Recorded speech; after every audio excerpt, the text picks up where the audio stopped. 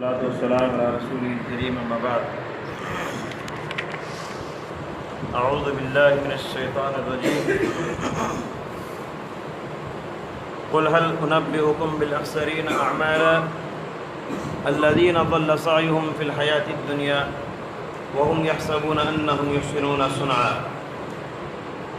سورہ کہف کی مشہور آیت کریمہ آپ کے سامنے پڑھی گئی۔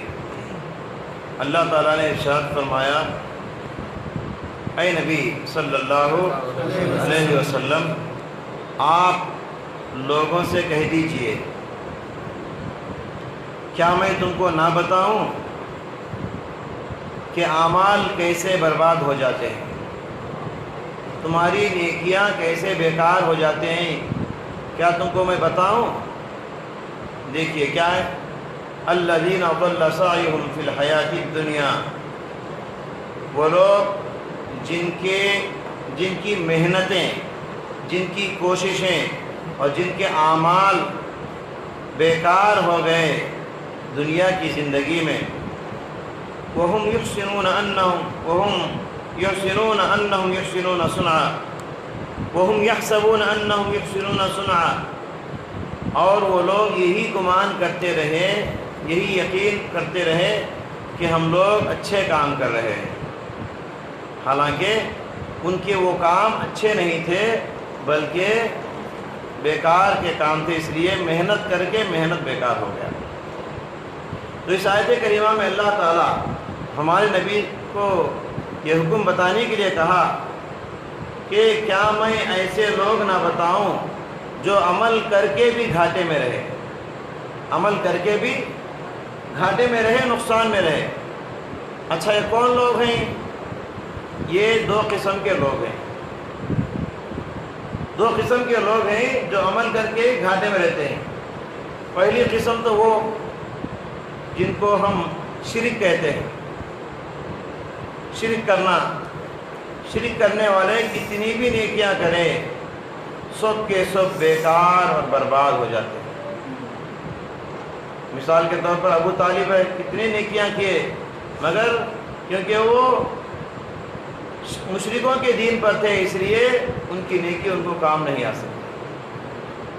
اور نمبر دو، اہل بدعت کرنے والوں کے نیکیاں بھی برباد ہو جائیں گے۔ بدعت کسے کہتے ہیں؟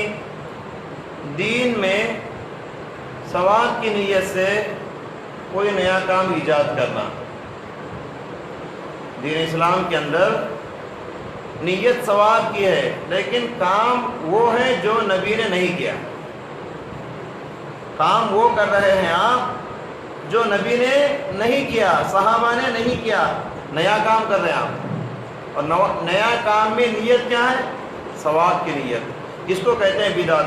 اور نبی اکرم صلی اللہ علیہ وسلم کی زبان سے اگر بدعت کی تعریف آپ سننا چاہیں، بخاری کی حدیث میں مائی عائشہ رضی اللہ تعالیٰ عنہ بیان فرماتی ہیں، پیارے نبی صلی اللہ علیہ وسلم نے ارشاد فرمایا، کل بدعۃ من احدث فی امرنا ھذا ما لیس منہ فہو رد۔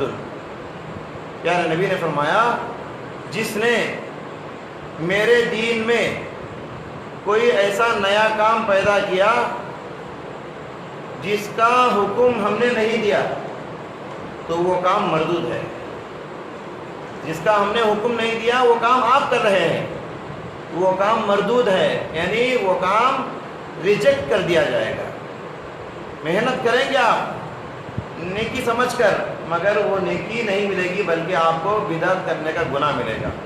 آپ ہر بیان میں سنتے رہیں گے، جمعہ کا خطبہ میں وغیرہ میں، کل محدثۃ بدعۃ وکل بدعۃ ضلالہ۔ کیا معنی ہے اس کا؟ ہر نیا کام بدعت ہے اور ہر بدعت گمراہی ہے، اور ہر گمراہی انسان کو جہنم میں لے کر جائے گی۔ تو دوستو، اس لیے ہم کو چاہیے کہ ہم وہ کام کریں جو نبی کیے اور اس کام سے بچے جس کام کو نبی نے نہیں کیا اور صحابہ جس سے بچے۔ مثال کے طور پر آج دنیا کے اندر کسی کو ہم کہتے ہیں کہ آپ بدعت کر رہے ہیں تو وہ لوگ مثال پیش کرتے ہیں، تو آپ شرٹ کیوں پہنے، نبی شرٹ پہنے کیا؟ آپ گھڑیال کیوں پہنے، نبی گھڑیال پہنے کیا؟ آپ ٹرین میں کہیں کو جا رہے ہیں، بس میں کہیں کو جا رہے ہیں، کار میں کہیں کو جا رہے ہیں، فلیٹ میں کہیں کو جا رہے ہیں، نبی گئے کیا؟ تو یہ مثال لوگ دنیا کے پیش کرتے ہیں۔ تو آپ بھی نیا کام کر رہے جو نبی نہیں کیے، نبی کبھی ٹرین نہیں چلے، آپ ٹرین چڑھ کے جا رہے ہیں، تو یہ بدعت ہے۔ دوستو بدعت، میں نے بدعت کی تعریف آپ کو بتایا، دین کے اندر کوئی نیا کام۔ ٹرین چلنا دین نہیں ہے، گھڑیال پہننا دین نہیں ہے، فلائٹ چلنا دین نہیں ہے۔ دین کے اندر نیا کام کرنا منع ہے۔ دنیا کے اندر جائز حدود میں رہ کر کوئی بھی نیا کام، ڈیولپمنٹ جو بھی ہوتا ہے، ترقی کو آپ یوز کر سکتے ہیں، جبکہ وہ اسلام کے اندر جائز ہو۔ تو ان کا تعلق دین سے نہیں ہے، اس لیے ہم اس کو استعمال کر سکتے ہیں، کیونکہ اس کے اندر ثواب کی نیت بھی نہیں ہے۔ اب ٹرین چڑھ رہے ہیں، ثواب کی نیت سے چڑھتے آپ اپنے کام کے لیے جا رہے ہیں آپ۔ تو اس طریقے سے، اسی طریقے سے آپ دنیا کے اندر دیکھیں گے، دنیا کے اندر فاتحہ کا کھانا کھلاتے لوگ۔ یہ کیا ہے؟ نبی اکرم صلی اللہ علیہ وسلم کے زمانے میں کھانا بھی تھا اور سورہ فاتحہ بھی تھا، مگر ویسے نبی نے نہیں کیا جیسے آج لوگ کر رہے ہیں۔ تو اس کو ثواب کی نیت سے کیا جا رہا ہے، تو یہ بدعت ہے دنیا کے اندر۔ اس طرح ثواب کی نیت سے، حالانکہ نبی صلی اللہ علیہ وسلم کے زمانے میں بھی سورہ فاتحہ تھا، کبھی بھی نبی کریم صلی اللہ علیہ وسلم نے سورہ فاتحہ کو کسی کھانے پینے کی چیزوں کے سامنے رکھ کر پڑھا ہو اور اس پر دم کیا ہو، یہ ثابت حدیثوں کے اندر نہیں ہے۔ اسی طریقے سے آپ دیکھیں گے بدعتوں کے اندر ایک بدعت یہ بھی دیکھیں گے، میلاد النبی کرنا۔ نبی اکرم صلی اللہ علیہ وسلم نبی بننے کے بعد 20 پر 3 سال زندہ رہے۔ اتنی لمبی عمر میں کبھی بھی اللہ کے نبی صلی اللہ علیہ وسلم نے اپنا میلاد یعنی اپنا برتھ ڈے نہیں منایا۔ تو برتھ ڈے کرنا یہ عیسائیوں کا طریقہ ہے۔ حضرت عیسیٰ علیہ السلام کا برتھ ڈے کرسچنس کرتے ہیں، ہمارے نبی صلی اللہ علیہ وسلم کا یہ طریقہ نہیں ہے۔ ہمارے نبی صلی اللہ علیہ وسلم نے، نہ صحابہ نے، نہ محدثین نے، نہ ائمہ کرام نے، نہ امام ابو حنیفہ نے، نہ امام شافعی نے، نہ امام مالک نے، نہ امام احمد بن حنبل نے، نہ امام بخاری، نہ امام مسلم، نہ امام ترمذی، نہ امام ابو داؤد، نہ امام نسائی، کسی بڑے بڑے محدثین نے اس کام کو نہیں کیا جس کو برتھ ڈے کہتے ہیں۔ پھر یہ کہاں سے آیا؟ یہ کام بادشاہوں سے آیا۔ بادشاہ حضرات پیسے بہت ہوتے ہیں ان کے پاس، برتھ ڈے کے نام پر بڑے بڑے جلوس نکالے۔ وَهَلْ يَفْسَدُ الدِّينُ إِلَّا الْمُلُوكُ، دین برباد ہوا ایسے عیاش بادشاہوں کی وجہ سے، جنہوں نے دین کے اندر نئی نئی بدعتیں ایجاد کیے اور عوام کو گمراہ کر دیے۔ اسی طریقے سے بدعتوں میں آپ یہ بھی دیکھیں گے، اجتماعی طور پر دعا کرنا، 5 وقت کی فرض نمازوں کے بعد دعا کرنا اور لوگ آمین کہنا۔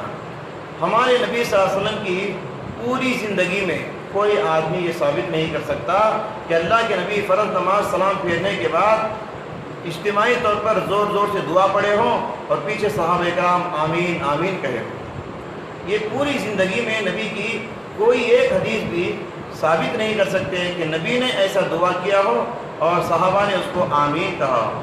ہاں، جہاں اللہ کے نبی نے اجتماعی دعا کیا ثابت ہے، ہم دعا کریں گے، اور جہاں اللہ کے نبی نے نہیں کیا ہم وہاں نہیں کریں گے۔ 2 جگہ ہیں جہاں اللہ کے نبی صلی اللہ علیہ وسلم نے اجتماعی دعا کی ہے۔ ایک تو قنوت ہے، ہم قنوت میں نماز میں قنوت پڑھتے ہیں، قنوت وتر، قنوت نازلہ، دعائے قنوت، اللہ کے نبی نے وہاں دعا پڑھایا اور صحابہ نے آمین کہا۔ اسی طریقے سے بارش کی دعا، بارش مانگنے کی ایک نماز ہوتی ہے، اس نماز میں بھی اللہ کے نبی صلی اللہ علیہ وسلم نے اجتماعی طور پر دعا کیا اور وہاں پر یہ بات ثابت ہے کہ صحابہ کرام نے اس پر آمین کہا۔ اسی طریقے سے یہ واقعہ بنی اسرائیل کا آپ لوگ بار بار سنے رہیں گے۔ بنی اسرائیل کے زمانے میں 3 آدمی جنگل میں جا رہے تھے، بڑا طوفان آیا اور وہ لوگ پہاڑ کے غار میں جا کر چھپ گئے، اور 3 آدمی جیسے ہی چھپے پہاڑ کے اوپر سے بڑا چٹان آ کے وہ غار کے منہ کو بند کر دیا۔ اب فون کا زمانہ نہیں، باہر کیسے نکلیں گے؟ 3 آدمی کیا 1000 آدمی مل کر بھی ٹھیک لیں گے تو جائے گا نہیں، اتنا بڑا پہاڑ کا چٹان لڑک کے آگے پڑ گیا۔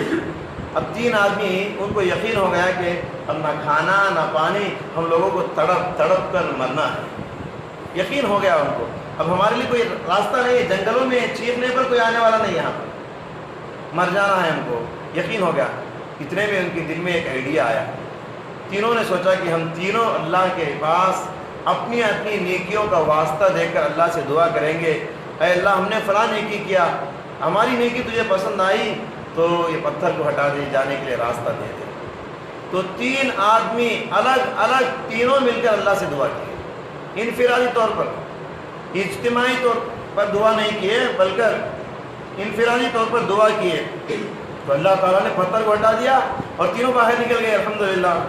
یہاں پر دیکھیے تینوں کی مصیبت اجتماعی ہے، تینوں کی مصیبت ایک ہے، لیکن تینوں مل کر دعا نہیں کی، تینوں الگ الگ دعا کی۔ تینوں کی مصیبت اجتماعی ہے مگر دعا تینوں نے انفرادی طور پر الگ الگ کیا، تو اللہ تعالیٰ نے انفرادی طور پر ان کی دعا قبول کیا۔ کیونکہ دوستو میرے دل کی خواہش آپ کو پتہ نہیں، آپ کے دل کی خواہش مجھے پتہ نہیں، میں کتنا بھی بڑا عالم اور امام ہو سکتا ہوں مگر آپ کے دلوں کے ارادے اور خیالات مجھے غیب کا علم تو نہیں ہوتا۔ اس لیے میں اگر دعا کروں اور آپ آمین کرتے رہے اور آپ اپنے طور پر دعا نہ کریں، یہ کہاں تک صحیح ہو سکتا ہے؟ تو اللہ کے نبی صلی اللہ علیہ وسلم کے زمانے میں اس طرح کا اجتماعی دعا ثابت نہیں ہے۔ اسی طریقے سے آپ لوگ دیکھیں گے وہ حدیث بھی کہ کوفہ کی ایک مسجد میں لوگ ایک جگہ جمع ہوئے تھے، کوفہ کی مسجد میں لوگ حلقے حلقے مل کر بیٹھے تھے، ایک ایک حلقہ ایک ایک جگہ بیٹھا ہوا تھا۔ حلقہ کہتے ہیں لوگ اطراف گول مل کے بیٹھنا، تو کوفہ کی مسجد میں حلقے حلقے بیٹھے ہوئے تھے اور ایک ایک حلقے کا ایک ایک امیر کھڑا ہوا تھا، اور امیر ان حلقے والوں سے کہتا تھا 100 مرتبہ بولو سبحان اللہ، پورے حلقے والے مل کے بولتے سبحان اللہ سبحان اللہ سبحان اللہ۔ اس کے بعد وہ امیر کہتا کہ سب بولو الحمدللہ، سب حلقے والے اجتماعی طور پر کہتے الحمدللہ الحمدللہ الحمدللہ۔ اس کے بعد امیر کہتا حلقے والوں سے اب تم سب مل کے بولو اللہ اکبر اللہ اکبر، سب مل کے زور زور سے وہی نعرے لگاتے 100 مرتبہ۔ اب یہ منظر صحابہ دیکھے ان کو پسند نہیں آیا، عجیب منظر ہے، نبی کے زمانے میں ایسا تو نہیں تھا کہ اجتماعی طور پر سب مل کے ایک ساتھ ذکر کریں۔ ذکر کرنا اچھی بات ہے مگر نبی کے زمانے میں اجتماعی طور پر ایسا ذکر کرنا ثابت نہیں۔ تو ایک صحابی دوڑے دوڑے ابن مسعود کے پاس آئے اور کہا کہ میں نے ایسا عجیب منظر دیکھا ہے، ماجرا سنایا۔ سب حلقے کی شکل میں ایسا بیان کر رہے، تو ابن مسعود دوڑے دوڑے چلے آئے کوفہ کی مسجد کو، اور آنے کے بعد سخت ڈانٹا ان لوگوں کو، اور ڈانٹ کر کہا ابھی ہمارے نبی کا کفن میلا بھی نہیں ہوا، تم لوگ دین کے اندر اس طرح کے اجتماعی بدعات قائم کر دیے، دین کے اندر ایسے بدعات تم نے ایجاد کر دیے۔ پھر ابن مسعود رضی اللہ عنہ نے ان تمام بدعتیوں کو حلقے کی شکل میں جو بیٹھے ہوئے تھے مسجد سے بھگا دیا اور کہا کہ نبی اکرم صلی اللہ علیہ وسلم کے زمانے میں کبھی بھی ایسا اجتماعی حلقے کی شکل میں ذکر نہیں ہوا۔ دوستو ذکر کرنا بالکل صحیح ہے مگر اجتماعی طور پر ذکر کرنا یہ نبی کریم صلی اللہ علیہ وسلم کے زمانے سے ثابت نہیں ہے۔ تو ابن مسعود نے کیوں بھگا دیا؟ اچھا کام کر رہے تھے نا وہ لوگ، ذکر کر رہے تھے، اچھا کام کر رہے تھے، اچھے کام کو ابن مسعود نے کیوں روکا؟ اس لیے روکا کیونکہ ذکر کرنا صحیح ہے، ذکر کرنا درست ہے مگر ذکر کا جو طریقہ انہوں نے اپنایا اجتماعی طور پر مل جل کے ایک ساتھ ذکر زور زور سے پڑھنا، یہ طریقہ نبی کے زمانے میں ثابت نہیں ہے، اس لیے انہوں نے دور کر دیا۔ اس لیے ہم کو چاہیے کہ جو بھی کام ہم کریں ویسا کرے جیسا نبی نے کیا، ویسا کرے جیسے صحابہ نے کیا۔ اگر ہم نے صحابہ کے اور نبی اکرم صلی اللہ علیہ وسلم کے طریقے کو چھوڑ کر اپنی طرف سے کوئی ایسا کام دین کے اندر کریں جو نبی نے نہیں کیا تو سمجھیے وہ مردود ہو جائے گا، وہ عمل ریجیکٹ ہو جائے گا۔ اسی لیے قرآن کی سورہ کہف کی آیت میں فرمایا قل هل انبئکم بالاخسرین اعمالا، کیا میں تم کو بتاؤں کہ اعمال کیسے برباد ہو جاتے ہیں؟ الذین ضل سعیہم فی الحیاۃ الدنیا، جن کے اعمال محنتیں برباد ہو گئی، وَهُمْ يَحْسَبُونَ أَنَّهُمْ يَحْسِنُونَ صُنْعًا، اور وہ یہی سمجھتے رہے کہ ہم اچھے کام کر رہے ہیں مگر اچھے کام نہیں بلکہ وہ برباد کر دیے ان کے اعمال۔ تو لہذا نبی اکرم صلی اللہ علیہ وسلم کا طریقہ ہماری زندگی میں ہونا چاہیے۔ ابن تیمیہ رحمۃ اللہ علیہ کہتے ہیں کہ 2 باتیں ہمیشہ یاد رکھو، من تعبد و کیف تعبد، کسی بھی عمل کے قبول ہونے کے لیے یہ دو باتوں کا ہونا ضروری ہے۔ پہلی بات ہے کس کے لیے وہ عمل کر رہے ہیں، اللہ کے لیے، اور دوسری بات ہے وہ عمل کیسے کر رہے ہیں، نبی کے طریقے پر، تو عمل قبول ہوگا۔ ایک آدمی ہے کام اللہ کے لیے کر رہا ہے مگر نبی کا طریقہ نہیں ہے، عمل ریجیکٹ ہو جائے گا۔ دوسرا آدمی ہے کام نبی کے طریقے پر کر رہا ہے مگر وہ کام اللہ کو خوش کرنے کے لیے نہیں، دکھاوے کے لیے، عمل ریجیکٹ ہو جائے گا۔ اس لیے کسی بھی عمل کے قبول ہونے کے لیے دو باتوں کا ہونا، دو کنڈیشن شرط ہے۔ پہلی بات کیا ہے، وہ کام اللہ کے لیے ہو اور کس کے طریقے پر ہو، نبی کریم صلی اللہ علیہ وسلم کے طریقے پر ہو۔ اللہ تعالیٰ سے دعا ہے اللہ تبارک و تعالیٰ ہم سب کو نبی کریم صلی اللہ علیہ وسلم کی ایک ایک سنت کو دل و جان سے اپنانے کی توفیق عطا فرما، بدعتوں سے اور خرافات سے اللہ ہم سب مسلمانوں کی حفاظت فرما۔ وآخر دعوانا الحمدللہ۔